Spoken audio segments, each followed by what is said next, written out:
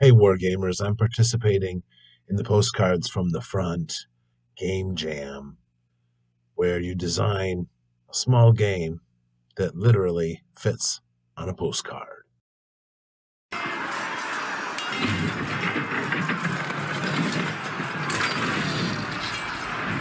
Wargamers, welcome back. Purple Druid presents Wargame Culture, and today we are going to do a little test play of the Postcards from the Front game.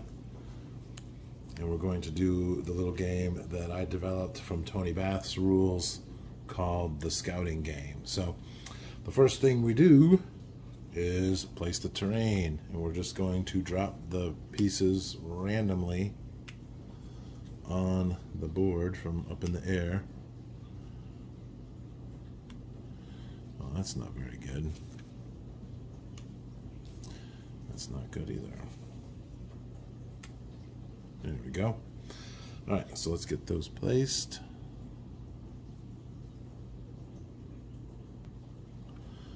All right, so we've got the terrain in place. Now we're going to go ahead and set up the scouts, and they can set up anywhere on their baseline.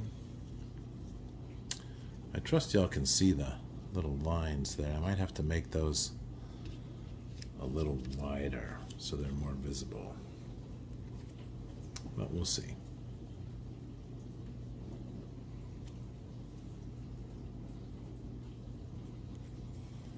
And I also it occurs to me that I need to make the counters a little smaller.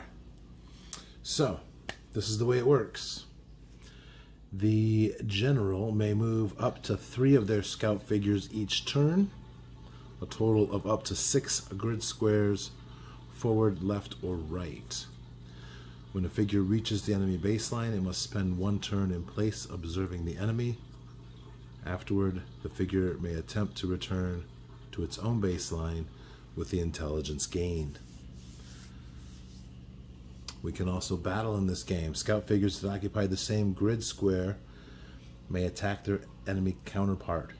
Each figure rolls a d6, with the higher roll winning the conflict.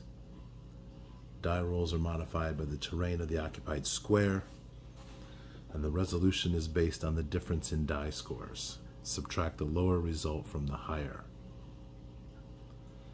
If the modified die scores are equal, there is no effect, and the winner may move 1 square immediately. If the loser loses by 1, the losing token is wounded and moves at half speed, -1 to future encounters. If the loser loses by 2, the losing token is killed and taken out of action, and if it's 3 or greater, the losing token is captured. So if you're on a hill, which is what the little brown square there, you will be the defender, and the defender will get a +1. In a forest, which we have here, the defender will get a +2. The first token to occupy the terrain square is the defender.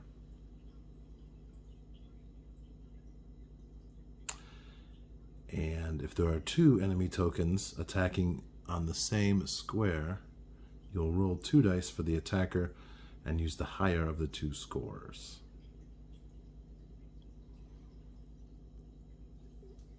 So,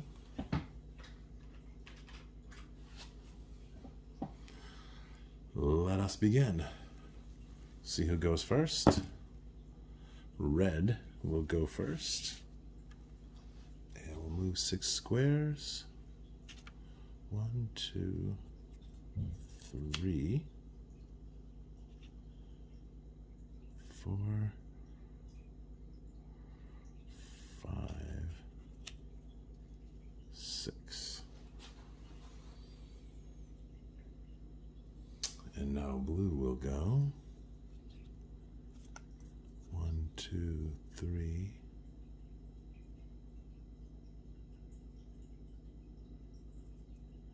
1, 2, 3. And then we're going to go ahead and attack here. And then that's 2. one. Or no, we're gonna go here. Okay, so now we have a battle. The red is in a forest. He'll get a +2 to his roll. And that'll be a 6. So the blue scout is captured. Put him over there.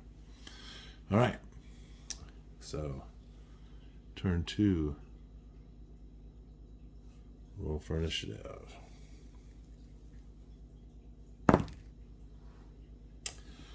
Red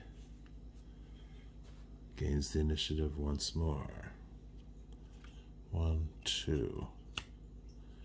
And now they have to stay there for 1 turn.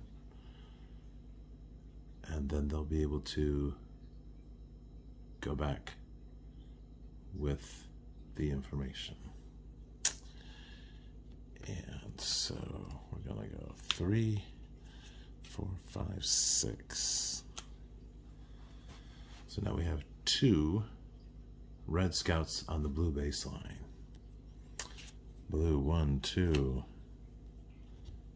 and blue 3, 4, 5, 6. They are also on the baseline. So that's the end of turn 2. Turn 3. We have a 2 for the blue and a 5 for the red. The red will be able to move next turn. This is their turn that they're sitting tight. And this one will move 1, 2. And he's on the baseline.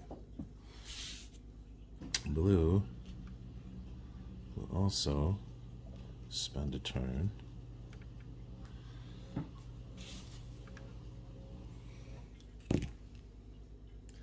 Red once again with a 5. So they'll be able to move this turn.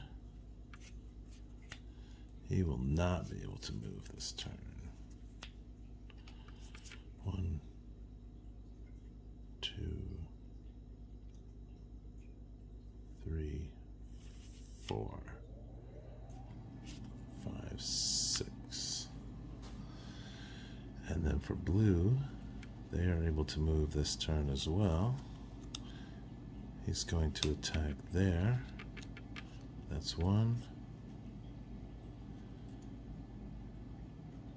2, 3, 4, 5, 6. So blue has got back to his baseline, and so blue will get 1 point. And now we'll do the battle here. Red will get +1 to their die. That's this one. That is going to be a 5 and a 3. And the blue is killed.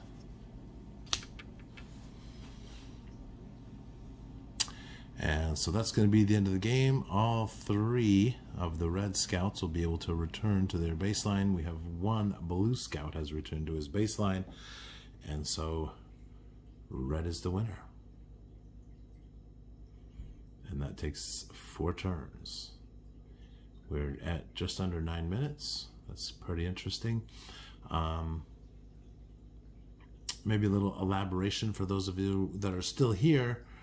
Part of the reason I'm designing this mini game is to make it part of the Hex Trail campaign board game.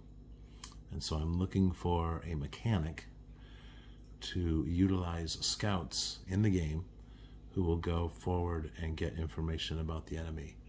And so I'm utilizing a modification of a set of rules that Tony Bath made up in his setting up a Wargames campaign.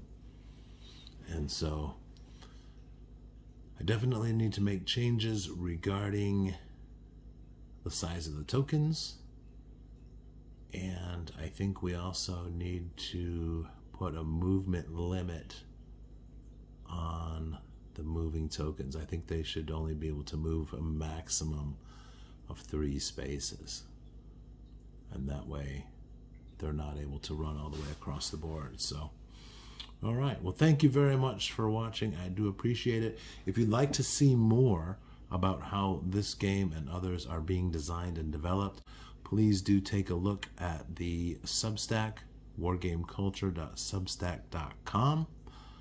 And as always, like and subscribe if you like what you see. Thanks for watching, and keep on gaming.